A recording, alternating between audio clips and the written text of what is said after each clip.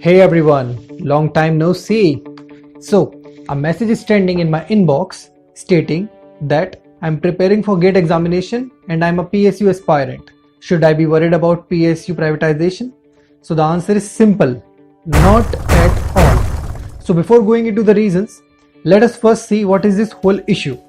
On 17th of May 2020, government officials stated that the Government of India will retain maximum of 4 and a minimum of 1 CPSEs, that is Central Public Sector Enterprises, and PSUs in the strategic sector, and all other organizations under the non-strategic sector will eventually be privatized. And the reasons they stated for this step are: first, to reduce the administrative cost of the government, and second, to boost the disinvestment program of the government of the CPSEs. First of all, what are CPSEs? Basically, the companies which are registered under the Companies Act 2013 are Central Public Sector Enterprises. Now, the second question arises, what are strategic and non-strategic sectors? So basically, those key organizations which are crucial to a nation, which a nation cannot afford to be private, comes under the strategic sectors. For example, atomic energy and all those organizations which you can see here may come under the strategic sectors, and all other companies, all other organizations comes under the non-strategic sectors.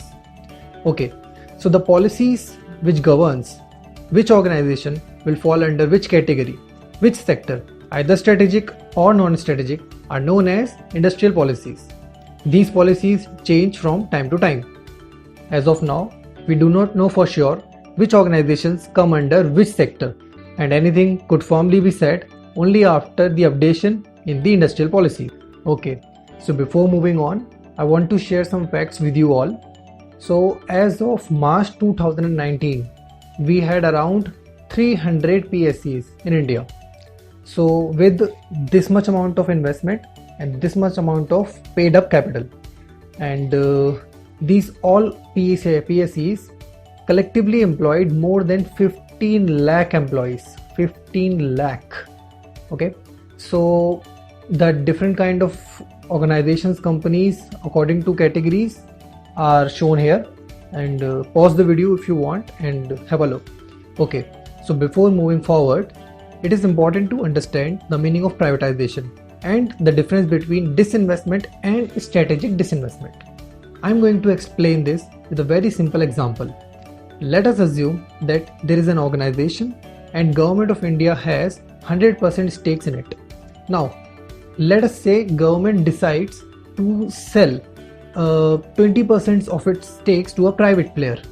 So now the bifurcation is like 80% stakes are with government and 20% are with private player. But Government of India is still the owner of the organization. So this is called disinvestment. Now, let us say that government decides to sell more than 50% of its stakes to a private player. Now, the government won't be the owner anymore, and in this case it will be known as strategic disinvestment. So basically, privatization is nothing but transfer from public sector to private sector via transfer of ownership, management and control. Okay, so now the issue is clear to us. Okay, we know the terms and their definitions as well. So now let us move forward. Now let us get back to my response. At the starting of the video, I said not at all to the question, should you be worried? Remember? Okay, to elaborate my point of view, I am going to explain it again with an example. So let us assume that from this year onwards, all the PSUs stop accepting GATE's score and start conducting their own exam. What would you do? Okay, think in your mind. What would you do? Well, you will definitely appear for the individual exams, but how would you prepare for those exams? Come on, think. I know the answer echoed in your mind as well. You will keep preparing for GATE, and the technical and aptitude part of the individual exam of the PSU's exam will definitely be taken care of, such as ONGC. ONGC started to accept GATE's score in 2012 or 13. I talked to a lot of officers who joined in that era, and they all said they used to prepare for ONGC's entrance exam via GATE. They said that the technical and the aptitude part was easily taken care of by the GATE's preparation. And it was similar for private companies as well. When Reliance came in my college for on-campus placement, it conducted its own exam, its own online exam, and whoever was preparing for GATE easily cracked their exam. So my point here is that either the companies stop accepting GATE or the companies get privatized. In any of the case, like most of the PSUs are tech intensive companies, so they have to conduct their own examination, which includes technical and aptitude sections. And if you're preparing for GATE examination, it will definitely help to crack the individually conducted examination. See, I know many of you will now argue that, sir, I'm preparing for GATE so that I can land into a government job which can give me stability and job security.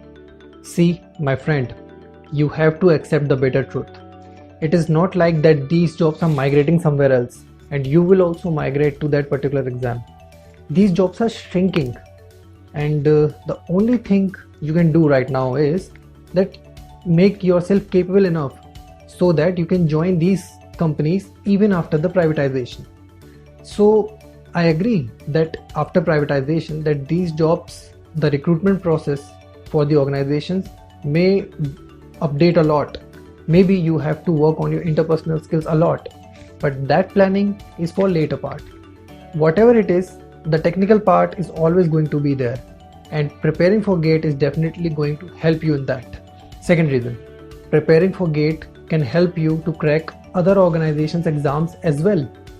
For example, DRDO, BARC, NPCIL conduct their own exams, and preparing for GATE will definitely help you to crack these exams as well.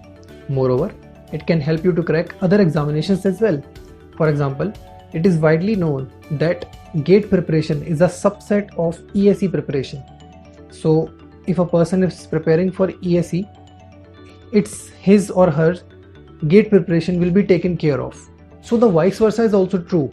If you are practicing for GATE, you are strengthening your preparation for ESE as well, right? Third reason, it is highly anticipated that few organizations such as DRDO will land in strategic sector, that is, will be classified in strategic sectors. So if you are preparing for GATE, it increases your chances tremendously to land in a PSU with a government job. Even ONGC also, it is said that oil is energy security of a nation. So it is highly likely that few upstream and downstream companies are not getting privatized. So conclusively, I want to convey that if I were in your shoes, I would have been preparing for my GATE examination wholeheartedly until any next notification from the government. With that, I wish you all the very best for your GATE preparation for GATE 2021.